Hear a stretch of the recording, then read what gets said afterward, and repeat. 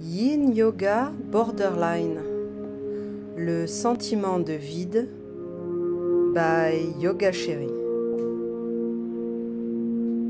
Nous allons commencer en position assise, jambes en demi-lotus. Une cheville posée sur le haut de la cuisse opposée et l'autre cheville posée sous la cuisse opposée. On aligne bien ce demi-lotus et on érige la colonne et on étire la nuque, mains sur les genoux.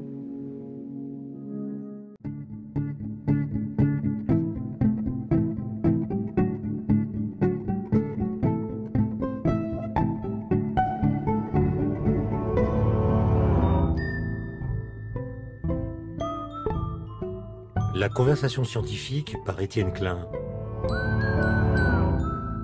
Aujourd'hui, qu'est-ce que le sentiment de vide ?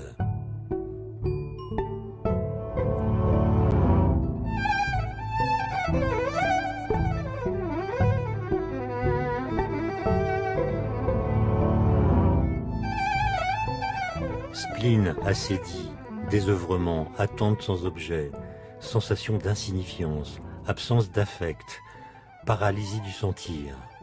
Quelle que soit la forme qu'il prend, le sentiment de vide est souvent décrit comme une plaie qui recouvre tout d'une grisaille désagréable. Puis qui, tel un fluide, pénètre dans tous les espaces de l'âme, qui se trouve déserté à la fois par le plaisir et le déplaisir. Un tel sentiment de vide est une expérience humaine commune. Chacun d'entre nous l'éprouve de temps à autre. Mais il est particulièrement intense chez certaines personnes souffrant de troubles psychiques. Comment alors se caractérise-t-il et que traduit-il ? Cette question sera le fil directeur de notre conversation d'aujourd'hui, si tant est qu'une conversation doive avoir un fil directeur. Bonjour Déborah Ducasse. Bonjour. Vous êtes psychiatre, responsable du Centre de thérapie des troubles de l'humeur et émotionnelle et borderline. Vous travaillez au CHU de Montpellier et vous êtes chercheuse à l'INSERM. C'est bien ça. À la prochaine inspire, on lève les bras au ciel avec une brique dans la main qui ira à l'arrière et on vient poser nos mains, une main à l'arrière, une main sur le genou opposé dans une torsion. Le regard est dirigé vers l'arrière. À chaque inspire, on élève le buste. À chaque expire, on augmente un peu la torsion. Alors je voulais vous demander, c'est une question un peu personnelle, vous n'êtes pas obligé de répondre, mais qu'est-ce qui peut conduire une étudiante en médecine à la psychiatrie plutôt qu'à une autre branche de la médecine ? Bien, je crois que les trajectoires individuelles sont multiples, mais en tout cas, pour ma part, j'ai toujours été fascinée par la manière dont l'esprit fonctionne. Voilà, depuis mon adolescence, je suis vraiment fascinée par découvrir mais qu'est-ce que l'esprit humain, comment ça fonctionne, et puis cette constatation qu'on fait tous que il est beaucoup plus facile de souffrir que d'être heureux. Hein. Spontanément, on souffre abondamment. Et donc, ça m'a conduit à me dire, mais d'où naît la souffrance ? Qu'est-ce qui fait que on souffre autant ? Et comment faire pour diminuer cette souffrance ? Comment faire pour être heureux de façon plus durable ? Et il se trouve que la psychiatrie est une science de l'esprit. Donc j'ai fait médecine avec l'objectif de faire cette spécialité qu'est la psychiatrie. Alors, je vous ai invité, Déborah Ducasse, pour qu'on parle de ce sentiment de vide qui est plus ou moins intense selon les personnes. Et avant de l'évoquer, est-ce qu'on peut définir le vide ? Oui, alors donc il y a différents types de vide. Peut-être on va commencer par essayer de définir le vide existentiel, ce vide dont on souffre tous. Et finalement aller à la source de ce vide-là, qui est finalement la manière dont on se perçoit. C'est-à-dire quand je pense, moi en tant que personne, spontanément, sans raisonnement intellectuel, philosophique, juste notre expérience directe, spontanée. C'est cette impression d'être un jeu que l'on pourrait isoler, saisir, c'est-à-dire saisir séparément de tout ce qui l'entoure. Un jeu qui semble exister en soi, de son propre côté, de façon intrinsèque, séparé de tout un tas de choses, séparé de tout son monde extérieur, mais séparé aussi de ses propres expériences. On se perçoit comme le possesseur de nos expériences, les pensées, les émotions, les sensations, mes expériences. Donc, à partir de ce sentiment d'un jeu existant intrinsèquement, le sentiment de séparation, de ce vide, il y a une préoccupation excessive de ce jeu perçu comme vulnérable qui va se mettre en place, et de là va naître un vide existentiel souffrant.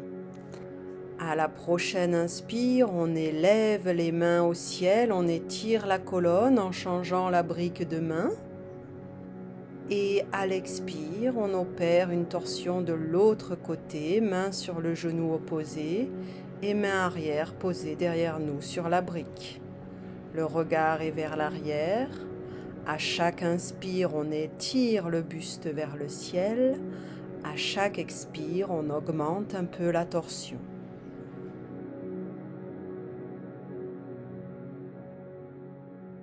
Et à partir de ce vide existentiel souffrant, on va être embarqué dans tout un tas de stratégies pour ne pas être en contact avec ce vide existentiel. Donc ce que vous appelez le vide existentiel, c'est la sensation, le sentiment d'un manque?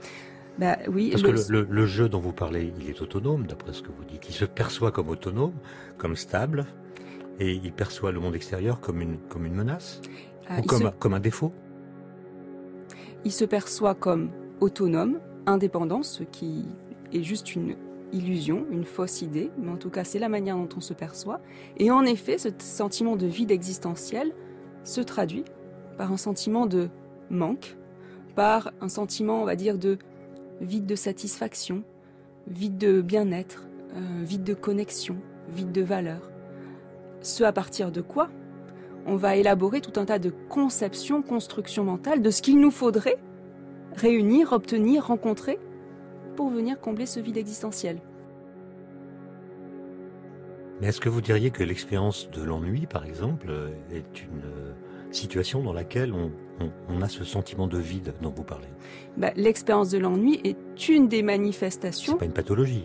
Ce n'est pas une pathologie, dans le sens où nous faisons tous l'expérience du vide existentiel, nous faisons tous l'expérience de l'ennui. Et donc, on pourra, je vais reparler de l'ennui dans quelques instants, mais juste, je veux m'arrêter sur ce n'est pas une pathologie. En réalité, on peut comprendre que on fait tous l'expérience de la souffrance, et tous à partir d'une idée de nous qui est incorrecte. Donc, en ce sens, on pourrait dire qu'on est tous malades mentales à un certain degré. Donc, on a tous cette pathologie de mal s'identifier, et du coup de faire cette expérience du vide existentiel souffrant qui nous amène à tellement de comportements de fuite, de contrôle, on dépense tellement d'énergie dans le fait d'essayer de fuir ce sentiment de vide existentiel qui est permanent. Alors sans vouloir trop jouer avec les mots, vous avez dit qu'il y a plusieurs sortes de vides. Mais s'il y avait plusieurs sortes de vides, ça veut dire que l'un d'entre eux contiendrait les autres, de sorte qu'ils seraient pleins.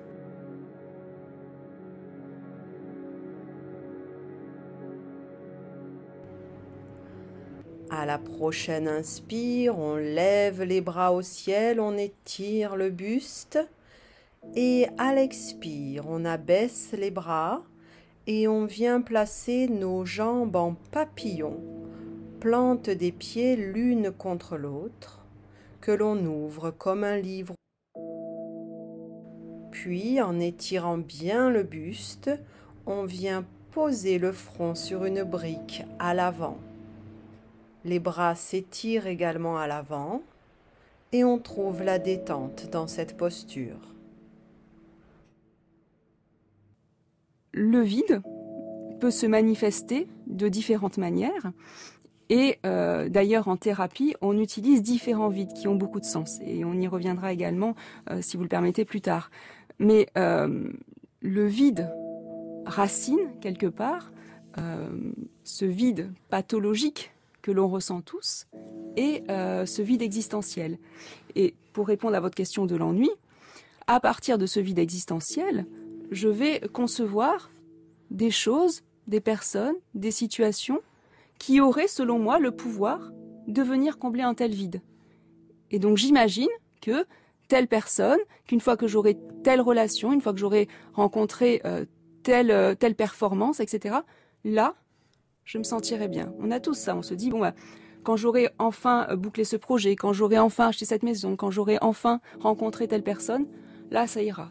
Et puis finalement, on atteint cet objectif. C'est un peu la phrase de Woody Allen. Qu'est-ce que je serais heureux si j'étais heureux? Voilà. Mais malheureusement, il me manque une belle maison, etc. Il me manque toujours quelque chose. Et finalement, je sens qu'il me manque quelque chose pour être heureux. Je désire ardemment, des désirs incontrôlés, rencontrer ce que j'imagine me manquer pour être heureux. Et puis finalement, quand j'obtiens cette chose-là, qu'est-ce qui se passe? Phénomène d'habituation hédonique. Eh bien, ce que j'imaginais comme cause de bonheur, c'est une imagination incorrecte, ce que j'imaginais comme cause de bonheur, s'avère ne pas remplir la fonction attendue. Et très rapidement, eh bien, la chose ne me manque plus, donc je ne la désire plus. Et donc cette absence, ce vide de désir, se traduit par de l'ennui. Et bien entendu, plutôt que de remettre en question la base à partir de laquelle je génère ces désirs... On réamorce la pompe. Je réamorce la pompe, exactement. Et de nouveau... Ah ben non, mais c'est parce qu'il me manque encore ça, il me manque encore ça, il me manque encore ça. Et finalement, je tourne à vide. J'essaie de remplir un puits sans fond. Alors, dans un livre que vous avez écrit avec Véronique Brand-Harpon, Déborah Ducasse, qui s'appelle Psychothérapie du trouble borderline, vous citez Geshe Gelsang Gyatso, je ne sais pas très bien qui c'est, vous dites, qui dit ceci: toutes nos souffrances et tous nos problèmes viennent d'une identification incorrecte du jeu. Ce qui suppose qu'il pourrait y avoir une identification correcte de ce jeu. Or, il me semble que la philosophie a largement déblayé cette question et montré que explorer son jeu, dont je ne sais pas s'il faut le distinguer avec du moi, c'est une tâche infinie parce que le jeu est un puits sans fond, d'une certaine façon. On redresse le buste en douceur pour déposer la brique à l'arrière et venir allonger notre dos avec la poitrine ouverte et surélevée par la brique. On ouvre les bras en croix sur les côtés et on se détend dans cette posture. Exactement, le jeu est un puits sans fond, mais le jeu, quel jeu? Le jeu que l'on perçoit habituellement, à partir duquel on s'identifie, est un puits sans fond. Et d'ailleurs, on en fait tous l'expérience. On a beau essayer de le remplir, ce n'est jamais satisfaisant. Donc, dans les thérapies que nous délivrons, qui sont effectivement des thérapies dérivées du bouddhisme, ou TCC de troisième vague, on va aller remettre en question ça. Une démarche scientifique, la science qui est finalement une quête de vérité, et pour reprendre d'ailleurs une phrase que vous disiez dans une de vos conférences, qui est la science a pour fonction de percer l'écran des apparences pour y découvrir le fond intelligible que ces apparences nous masquent.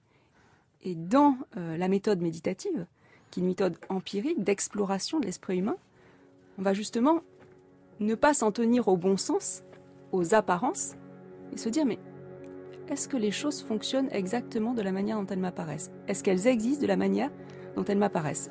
Et pour ce jeu, qui nous semble exister de façon intrinsèque, on va aller l'explorer. C'est-à-dire que s'il existe de cette manière-là, on devrait être capable de le trouver par une investigation rigoureuse. Et donc, on va investiguer par la méditation ce jeu qui nous apparaît habituellement, qui semble exister de façon intrinsèque, et en arriver finalement à une absence du jeu que l'on perçoit habituellement. C'est ce qu'on appelle la vacuité du jeu que l'on perçoit habituellement. Donc c'est l'absence d'existence intrinsèque de ce jeu.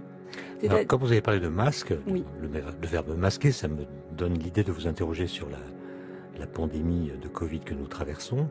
Est-ce que pendant le confinement, le sentiment de vide des personnes a pu être étudié? Est-ce qu'il a augmenté? Est-ce qu'au contraire, le confinement a apporté une forme de réassurance à ceux qui, dans la vie normale, se sentaient malmenés? Eh bien, il y a eu deux manières finalement d'aborder cette expérience qu'est le confinement.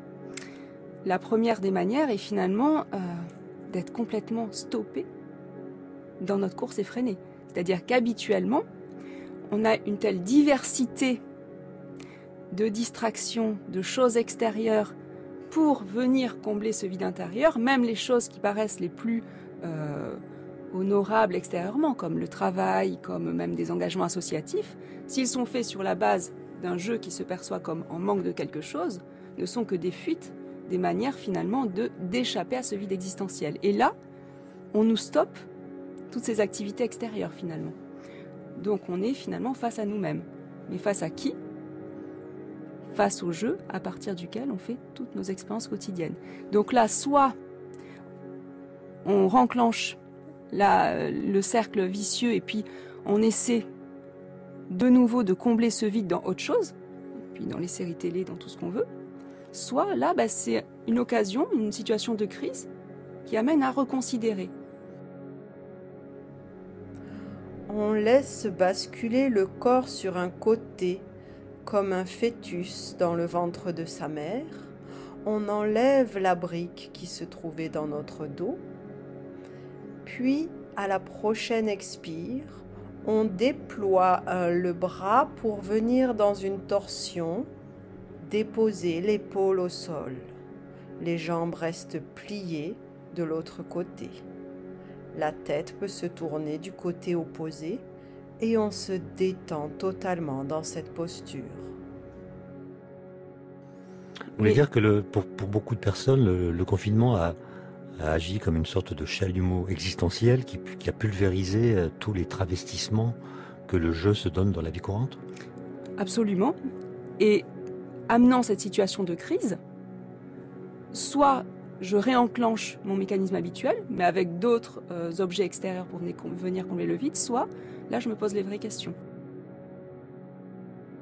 Que la psychiatrie moderne tend à appréhender la maladie mentale non plus comme une catégorie diagnostique réifiée, séparée de la norme, mais plutôt comme un positionnement sur un continuum d'expériences humaines.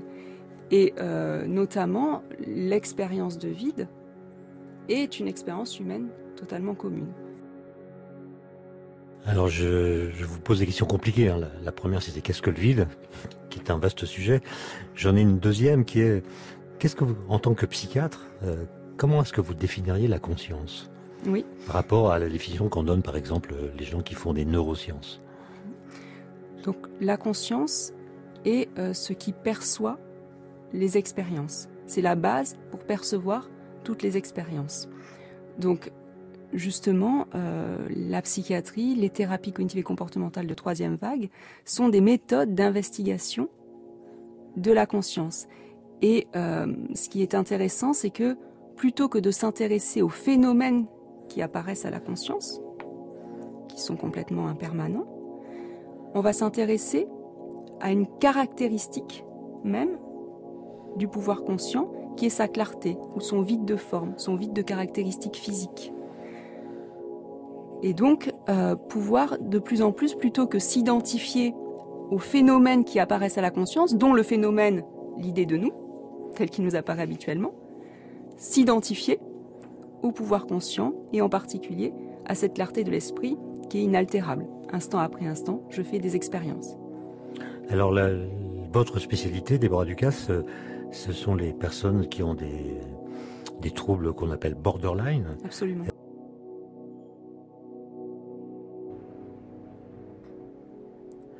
Lentement, on ramène les genoux pliés sur le buste et on étire bien la nuque, mains sur les genoux.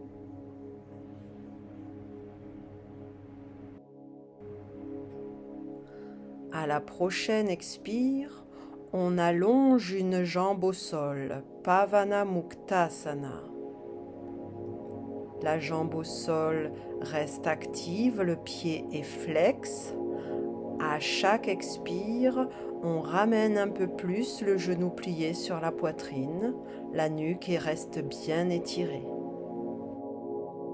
Le trouble borderline est classifié dans les maladies mentales, mais comme je le disais, c'est intéressant plutôt que de saisir une catégorie comme existant en soi et juste de comprendre l'ensemble des critères, de voir la personne comme un ensemble de critères, comprendre l'expérience intérieure derrière cette étiquette et de comprendre que finalement, on est tous malades à un certain degré.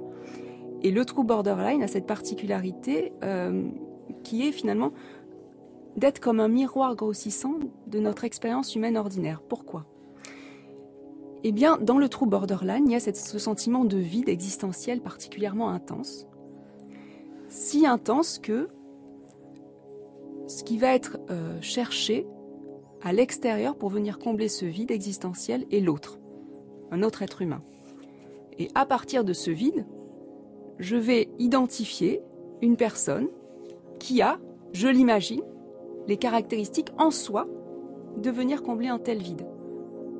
Et donc au moment où je rencontre une telle personne, il va y avoir une idéalisation de la capacité de l'autre à venir m'apporter ce bien-être durable. Donc beaucoup d'attentes, et bien entendu l'autre n'étant pas du tout à la hauteur des attentes, parce que l'autre ne peut pas remplir une telle fonction. Et parce que les attentes sont constamment réactivées. Sont constamment réactivées, puisque c'est constamment insatisfaisant, puisque l'autre ne possède pas ce pouvoir en soi de venir combler un tel vide, il va y avoir beaucoup de déceptions. Et donc dans le trouble borderline, il va y avoir des relations interpersonnelles très instables et très intenses, et avec quelque chose qui est aussi caractéristique, une peur intense de l'abandon, parce que vous imaginez bien que si mon bonheur dépend de l'autre, j'ai énormément peur de le perdre. J'ai une peur de l'abandon qui est extrêmement intense. Oui, mais du coup, on peut avoir des comportements qui provoquent l'abandon. Absolument, malheureusement, on va provoquer ce qu'on redoute le plus. Pourquoi ? Parce que si j'ai une peur panique de l'abandon, parce que je suis mal identifiée, que je perçois l'autre comme pouvant combler ce vide en soi, je vais mettre en place des stratégies parfois extrêmement néfastes, contrôler l'autre. Et donc, bien entendu, plus je mets en place des comportements extrêmes, plus j'ai de chances que l'autre veuille s'en aller, en effet. On ramène la jambe pliée sur le buste, on prend un temps pour bien réaligner le dos, puis on allonge l'autre jambe, Pavana Muktasana. Le pied flexe, la jambe est active. À chaque expire, notre genou vient un peu plus sur la poitrine, la nuque est bien allongée. Dans ce sentiment de vide existentiel, il y a également cette notion de « mais est-ce que je peux me trouver ?» C'est-à-dire que c'est comme si finalement on était sans arrêt dans le doute de « mais comment j'existe ? Est-ce que finalement je peux me trouver tel que je m'apparais ?» Mais plutôt que d'aller investiguer cela, eh bien on va prendre refuge dans tout un tas de choses qui vont être suffisamment intenses, suffisamment happantes pour nous faire fuir cette question-là essentielle.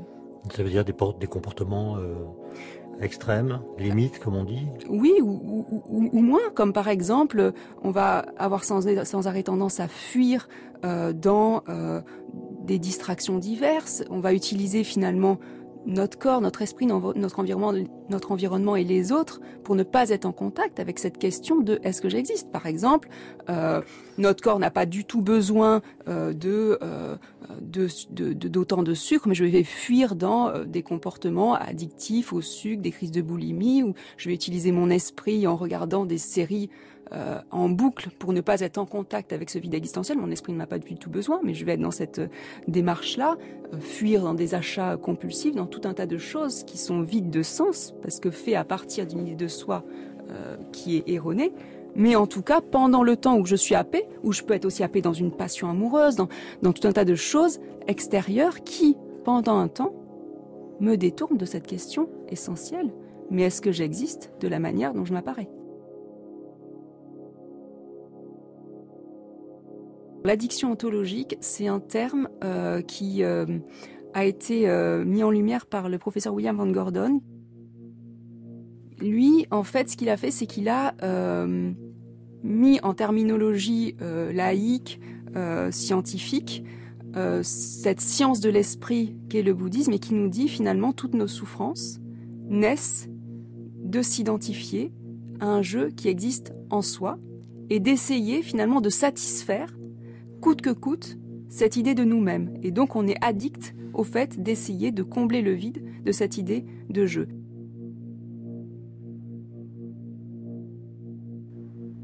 On ramène la jambe vers le buste et on vient se placer en fœtus de l'autre côté. Puis on étire le bras pour venir déposer l'épaule en torsion. Bras en croix, jambes pliées, la tête tournée à l'opposé. on se détend parfaitement dans la posture.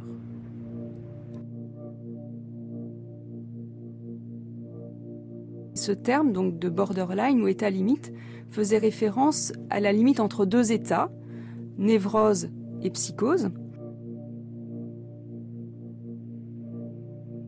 Alors névrose et psychose sont des terminologies qui étaient utilisées plutôt au début de l'histoire de la psychiatrie.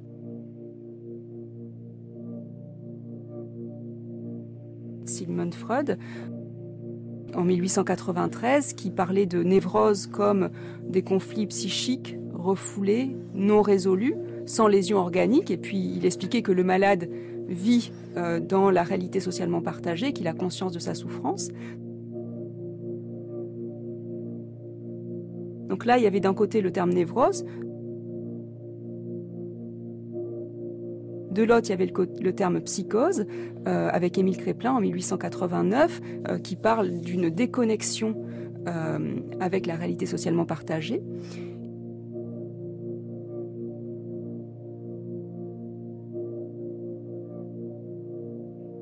Et puis finalement, il y avait des personnes qu'on ne pouvait pas trop classifier, soit dans les névroses, soit dans les psychoses. Ça fluctuait.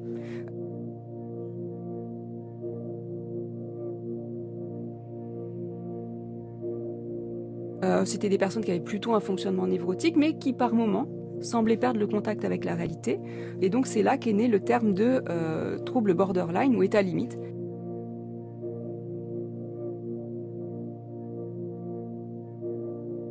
La limite entre deux états, entre la névrose et la psychose.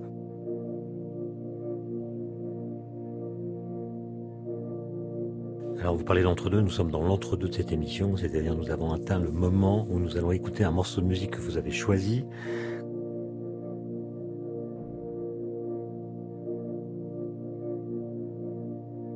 Comme par hasard, il s'appelle Emptiness et il est de Jolie et Assia.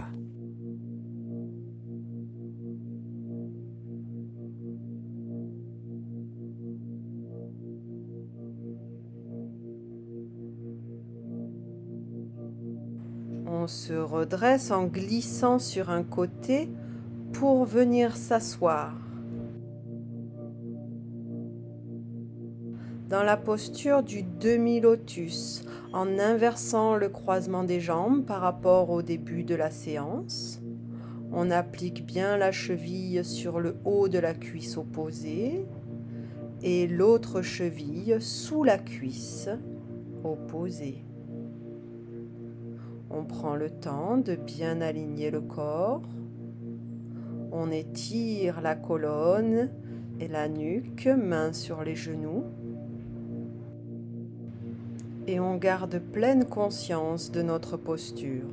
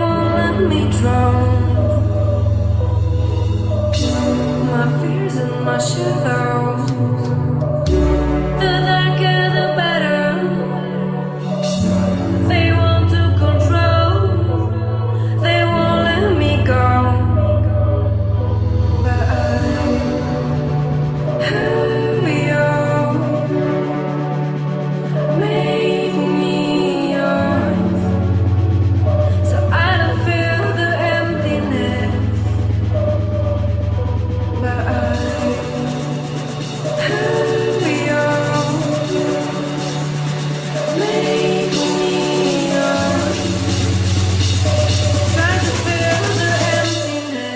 Culture, la conversation scientifique. Étienne Klein.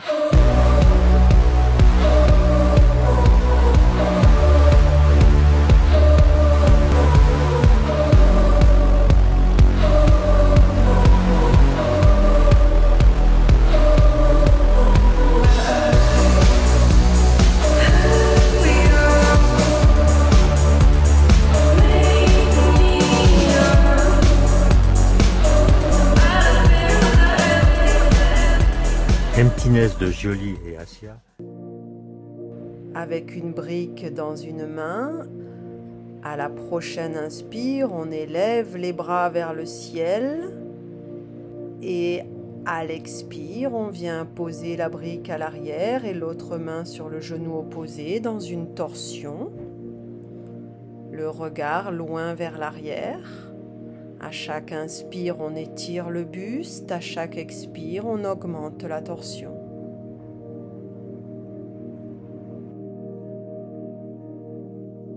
Déborah Ducasse, au-delà du titre qui a imposé ce choix, est-ce qu'il y a d'autres raisons qui vous ont conduit à le proposer ? Alors oui, ce morceau de musique, dans mon expérience, accompagne un voyage intérieur fascinant. Tout d'abord, je trouve le jeu des tempos très habile. Les accélérations, les silences, le vide de son, les moments de suspension suite auxquels on est ressaisi par les percussions. Et puis les paroles sont peu nombreuses et en même temps, j'apprécie la transmission par des mots choisis de cette expérience de vide intérieur qui appelle à voir l'autre comme ayant les caractéristiques intrinsèques de combler un tel vide. Et ça, c'est justement le fonctionnement inhérent au trouble borderline que j'aime à nommer comme étant un miroir grossissant de fonctionnement humain ordinaire. D'ailleurs, un autre titre produit par ce couple de femmes artistes s'appelle Borderline. Donc ces deux femmes... Vous voulez dire qu'elles ont sans doute une expérience du sentiment de vide exacerbé ? Eh bien, en tout cas, ces deux femmes m'inspirent beaucoup par leur capacité à créer une œuvre qui permette de toucher le cœur des gens, qui répond au sentiment de séparation par un contenu qui connecte à d'autres personnes qui partagent un même type d'expérience. Et en effet, peut-être se servent-elles de leur propre vulnérabilité pour réaliser leur potentiel bénéfique à travers leurs propres couleurs et modes d'expression, à savoir la musique dans ce cas-ci. Le traitement actuellement de référence pour la prise en soin des personnes souffrant de troubles de personnalité borderline est une TCC de 3e vague, thérapie cognitive et comportementale de 3e vague, pour cibler vraiment l'identification correcte de soi, avec cette compréhension-là que finalement nous sommes tous malades, comme je l'évoquais plus tôt, et que le trouble borderline est un miroir grossissant de notre fonctionnement humain ordinaire. Et donc, dans ce programme-là, il y a un entraînement de l'esprit progressif qui est fait pour arriver à une meilleure identification de soi. Puisque le trouble borderline, finalement, nous force à prendre conscience qu'il y a quelque chose qui ne va pas. Admettre qu'il y a un problème, qu'il faut faire quelque chose. Et du coup, passer d'un statut de victime à un statut de protagoniste.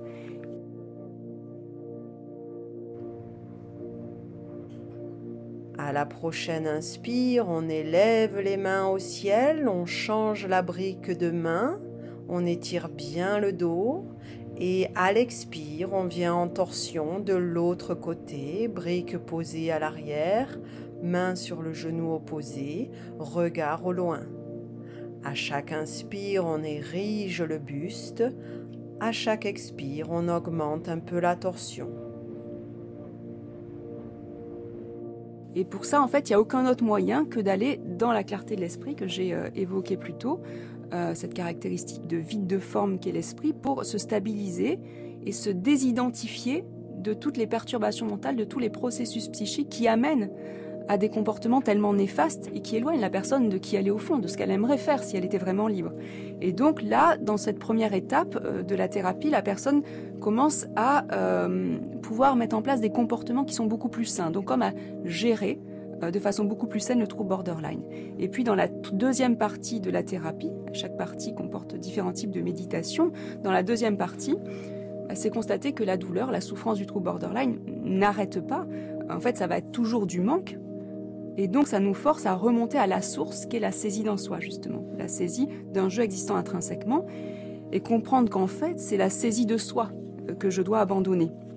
Que le problème, en fait, c'est pas la condition extérieure ou intérieure qui se manifeste à moi, c'est pas le trouble borderline le problème, c'est la saisie d'un soi.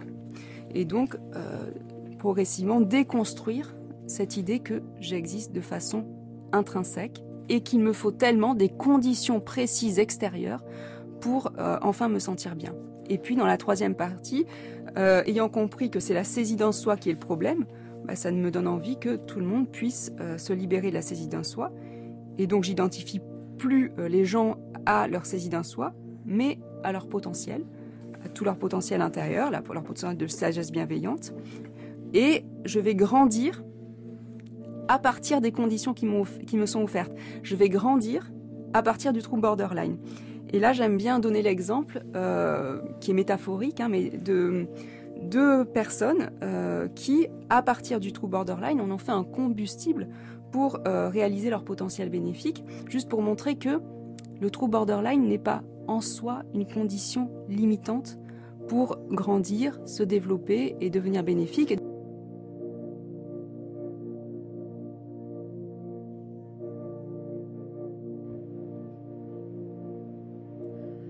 À la prochaine inspire, on élève les bras au ciel.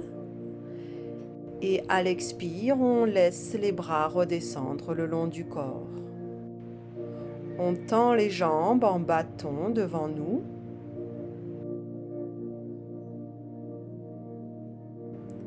Inspire, on élève les bras vers le ciel, on étire le buste.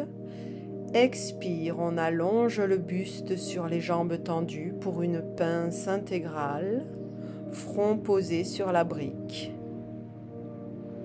On relâche totalement le corps dans cette posture.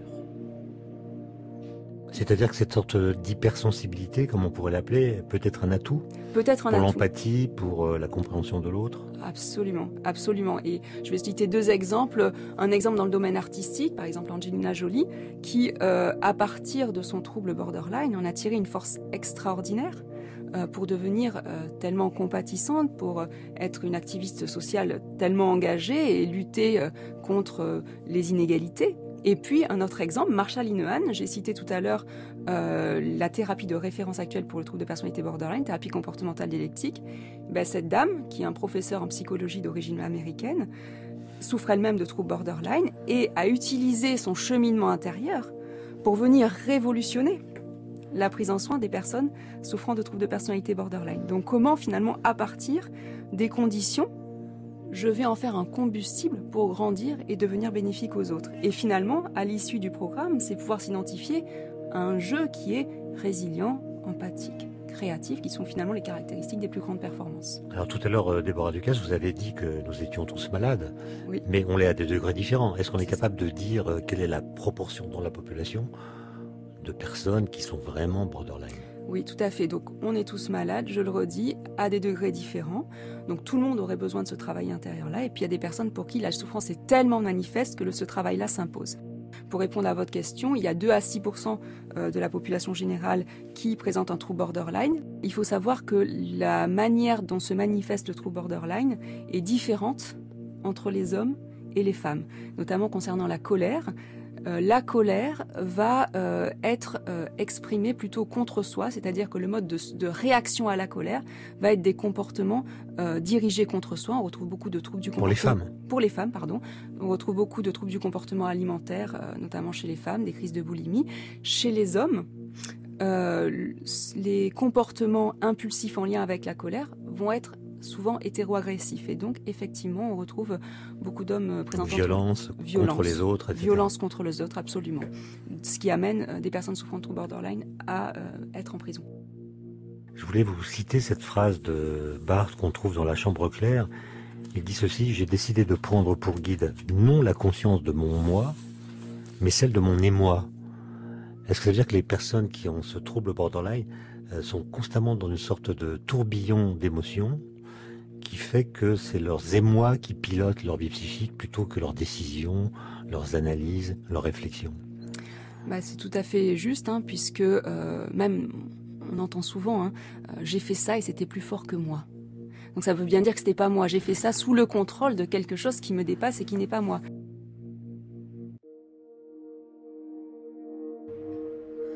À la prochaine inspire, on élève les bras et le buste vers le ciel. Et à l'expire, les bras redescendent le long du corps. On écarte alors les jambes. Inspire, on élève les bras et le buste vers le ciel. Expire, on abaisse le buste à l'avant entre les jambes en venant déposer le front sur la brique à la hauteur qui nous convient. Et on se détend totalement dans la posture. On n'hésite pas à faire évoluer le positionnement de la brique au fur et à mesure que le corps lâche. Grâce à la méditation, on va pouvoir se désidentifier de tous ces phénomènes qui apparaissent à la conscience, toutes ces émotions qui peuvent être parfois intenses, vécues comme des tsunamis émotionnels et qui amènent à des comportements qui éloignent la personne de qui elle est et de ce qu'elle ferait si elle était réellement libre de toutes ces manifestations émotionnelles particulièrement intenses. J'ai lu dans un livre du professeur Bernard Granger et de Daria Karaklik, qui s'appelle Les Borderline, justement, cette phrase: tout se passe pour le borderline comme s'il était dépourvu de système immunitaire émotionnel ou du filtre qui le protégerait contre ce qu'il ressent comme des agressions externes, mais qui sont en réalité des agressions internes, puisque ce sont ses propres réactions émotionnelles violentes qui l'envahissent de façon brusque et rapide. Oui, et là, ce que vous êtes en train de me dire fait écho à une citation de Marsha Linehan, la dame dont j'ai parlé plus tôt, qui dit finalement le trou borderline est l'équivalent d'une brûlure au 3e degré. Il n'y a plus, pour ainsi dire, de peau ou protection émotionnelle. Le moindre contact peut créer une douleur atroce, une souffrance atroce. Ce n'est pas les situations extérieures qui, en soi, possèdent le caractère souffrant. C'est la manière dont on va se positionner, dont on va cadrer, dont on va interpréter ce qui est en train de se passer, qui va créer le vécu émotionnel. Et la manière dont on va intégrer, cadrer ce qui est en train de se passer va dépendre de nos attentes, de nos besoins, et ces attentes et besoins dépendent de la manière dont on s'identifie. Venons-en au bouddhisme. En quoi est-ce qu'il peut aider la psychiatre que vous êtes à traiter ce genre de troubles? Le bouddhisme est une science de l'esprit qui utilise une méthode d'investigation empirique qu'est la méditation. Et c'est pourquoi la psychiatrie est venue rencontrer le bouddhisme pour en faire des thérapies, les thérapies cognitives et comportementales de 3e vague, qui visent justement à aller investiguer notre esprit, investiguer comment les choses fonctionnent, investiguer comment les choses existent, donc dépasser toutes les apparences, toutes les préconceptions, tous les dogmes, pour voir réellement, mais comment j'existe. Mais c'est bizarre parce qu'on dit souvent, je pense que c'est trompeur, mais on le dit quand même, que la méditation consiste à faire le vide. On voit pas très bien comment le fait de faire le vide peut guérir du sentiment de vide. C'est une super question parce qu'en réalité, on a beaucoup de croyances erronées au sujet de la méditation. D'ailleurs, on confond aussi beaucoup méditation et relaxation, méditation hypnose, méditation sophrologie, tout un tas d'autres choses. En fait, la méditation ne consiste pas du tout à faire le vide. Mais dans la méditation, on va utiliser certains vides, mais très précis.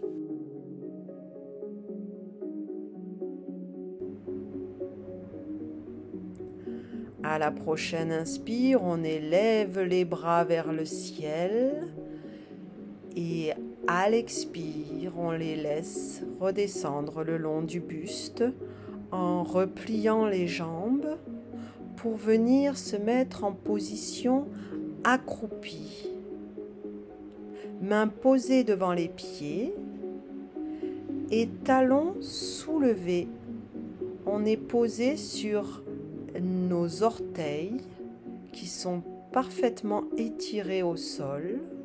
Le dos est rond et on reste dans cette posture.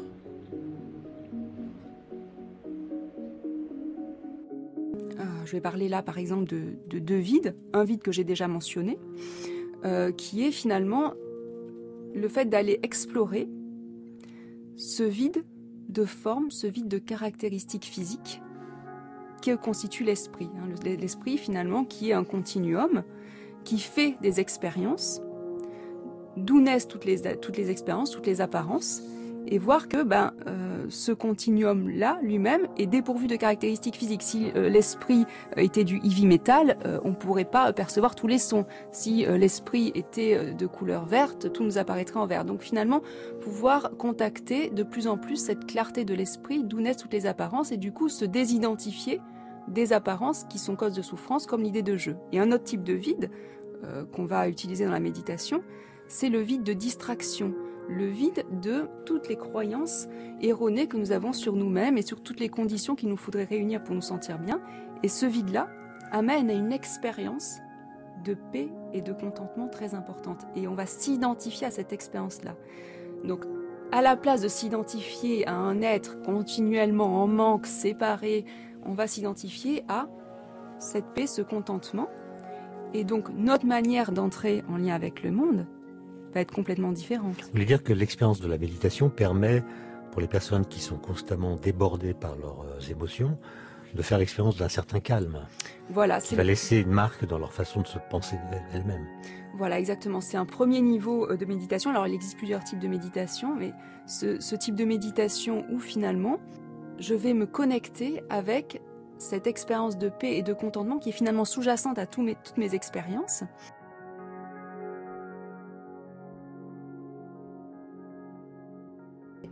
On va alors lever nos hanches pour les amener vers le ciel et venir placer nos mains sous nos pieds, paume contre plante. On relâche totalement la tête et le buste. On essaie de garder les hanches haut vers le ciel en trouvant un certain confort dans cette posture. Le ventre peut être posé sur les cuisses. On cherche la posture qui nous convient pour rester un moment ainsi. Au lieu que ma norme soit « je suis quelqu'un de complètement insatisfait qui a tellement besoin que les choses se passent d'une certaine manière pour me sentir bien et je suis tellement dépendant à ce que les choses se passent d'une manière précise pour que je me sente bien », là en fait je suis déjà bien, premier problème résolu.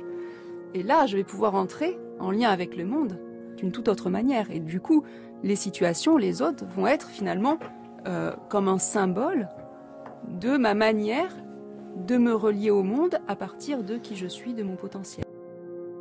Est-ce que ça revient à ça? C'est accepter le monde, non pas comme un agresseur permanent, mais comme quelque chose qui existe, qui est là, et qui n'a pas d'intention à notre égard. Oui, et quelque chose qui est là, qui n'a pas d'intention à notre égard, et comprendre que finalement, la manière dont on va percevoir ce monde-là est totalement dépendante de notre esprit. C'est-à-dire que le monde n'a pas la caractéristique en soi de nous apporter des sensations agréables, des sensations désagréables, des sensations neutres. Si je prends un millefeuille et que je le coupe en 3, on pourrait dire le millefeuille possède des caractéristiques en soi, puis je le donne à 3 personnes différentes. Une personne va vivre une expérience agréable, l'autre désagréable et l'autre neutre. Donc c'est-à-dire que le millefeuille est dans un état indéterminé avant qu'on en fasse l'expérience.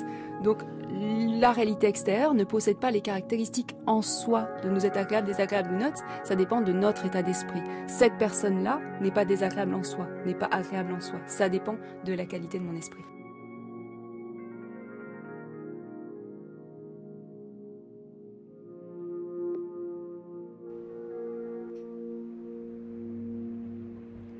On libère nos mains de sous les pieds pour poser les mains au sol et venir se placer en chien tête en bas, Adho Mukha.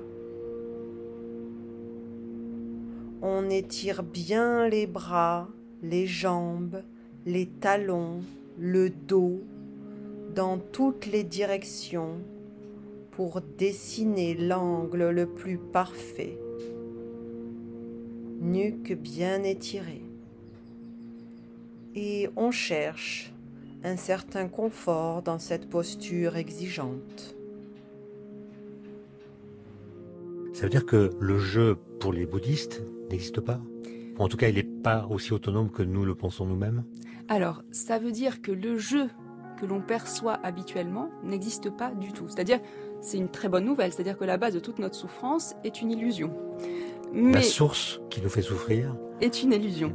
Bon. Mais, donc ça ne veut pas dire que le jeu n'existe pas du tout. C'est-à-dire qu'il faut bien comprendre ce qui est nié. ce qui est nié, l'objet de négation, est un jeu existant en soi, de façon intrinsèque.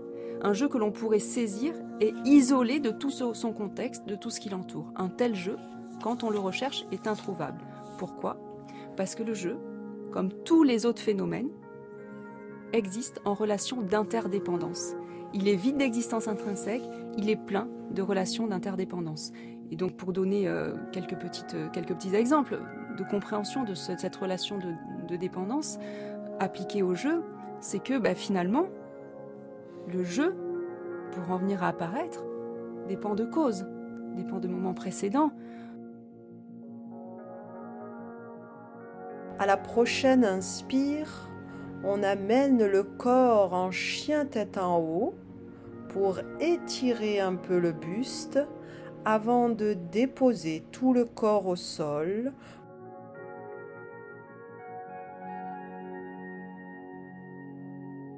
Alors, nous allons pratiquer une version de la posture de l'arc yin en déposant notre front à la hauteur qui nous convient sur une brique et en venant attraper nos chevilles avec nos mains dans le dos. On cherche la tension juste pour nous dans cette posture pour pouvoir la tenir quelques instants. Par exemple, je suis la fille de mes deux parents, j'ai été à telle école, j'ai reçu des enseignements de telle personne, j'ai rencontré telle autre personne. Donc il y a tout un tas de personnes, tout un tas de conditions qui ont contribué à ce que je apparaisse ici et maintenant. Et puis, un autre aspect, c'est que je dépend de ces parties. Je est imputé, je dépend du corps, du pouvoir conscient. Je est conçu à partir de ces parties. Et d'ailleurs, il suffit juste de percevoir une partie. Par exemple, je passe devant le miroir et je vois mon bras et je vais penser je. J'ai une émotion, je pense je. Et puis, un autre degré, c'est que, plus subtil, c'est que je est un simple nom, une simple imputation sur ces parties. Et c'est très important de comprendre comment on se nomme, comment on pense à soi. Si je pense à moi en fonction de je suis incapable, je n'y arriverai jamais, je suis limité par mes traumatismes, ou je suis plein de potentiel, la manière dont je vais fonctionner va être complètement différente. Parce Mais que on peut osciller entre ces deux perceptions de soi-même. On peut osciller entre ces perceptions de soi-même, mais la plupart du temps, on oscille, non pas à partir de « j'ai compris que le jeu que je perçois habituellement est introuvable et donc inexistant », et de sa vacuité, naît un jeu beaucoup plus fonctionnel. En fait, notre manière de percevoir les choses habituellement, c'est « j'existe de façon intrinsèque, je suis tellement vulnérable, je dépends tellement de ce qui se passe à l'extérieur, et quand du coup, on me fait une éloge, j'ai une réussite, je me sens tellement bien, et quand on me fait une critique, j'ai un échec, je suis nul, je ne vaux rien. » Et donc on oscille entre ces deux extrêmes, mais à partir d'un jeu que l'on perçoit comme existant intrinsèquement.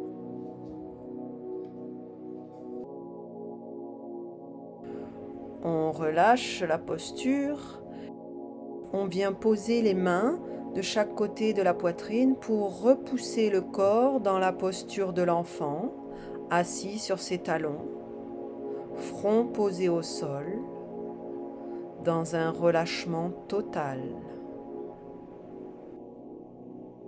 Mais est-ce que vous faites une différence, Déborah Ducasse, entre le je et le moi ? Non, alors du coup, dans les thérapies dérivées du bouddhisme, nous employons indistinctement je, moi. D'ailleurs, souvent nous disons moi je. Donc je, notre sentiment d'identité.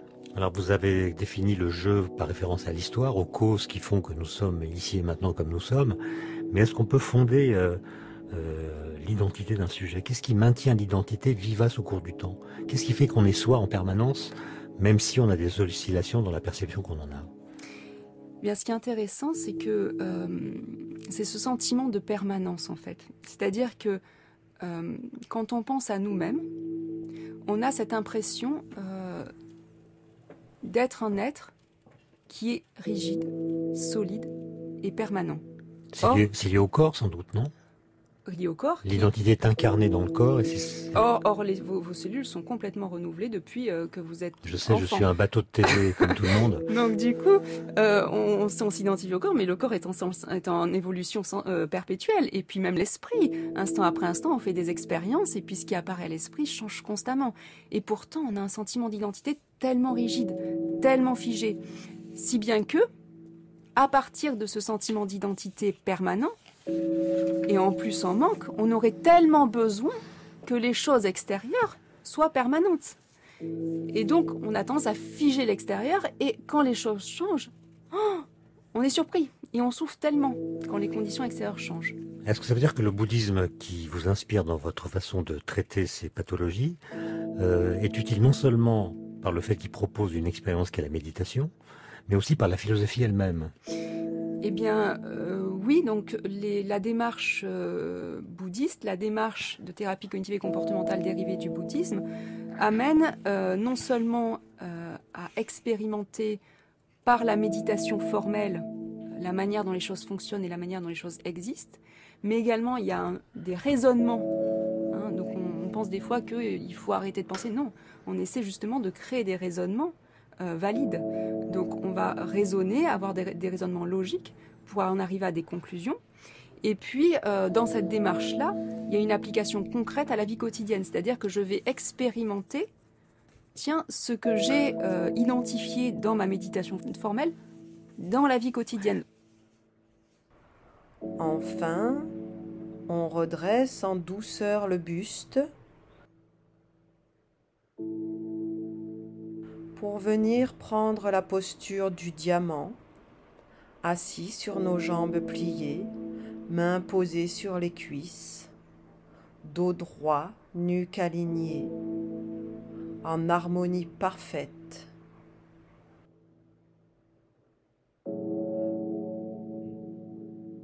Comment est-ce que les patients réagissent quand vous leur dites que vos techniques s'inspirent du bouddhisme? Est-ce qu'il y a un rejet, une adhésion? Est-ce que c'est une information neutre? En fait, ce qu'il faut comprendre, c'est que on propose des thérapies dérivées du bouddhisme qui sont en fait des thérapies laïcisées.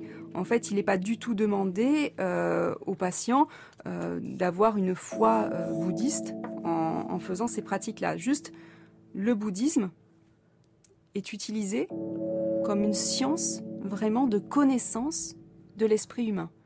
Et c'est actuellement le traitement de référence dans la littérature scientifique. Donc, on ne demande pas aux patients d'avoir une religion particulière, pas du tout. Simplement, on utilise ces méthodes d'investigation qui ont été scientifiquement prouvées comme valides. Merci Déborah Ducasse, le temps a passé, il n'a pas été vide. Merci de nous avoir éclairé sur ce sentiment de vide que nous éprouvons tous à des degrés divers. Je ne peux pas m'empêcher, vous m'en excuserez, de livrer en conclusion l'anagramme de votre nom. Déborah Ducasse, ça donne Caresse Bouddha. Je vous remercie d'être venu. Merci. C'était La Conversation Scientifique par Étienne Klein, avec la collaboration de Thierry Beauchamp, à la technique Julien Douminc et à la réalisation Delphine Lemaire.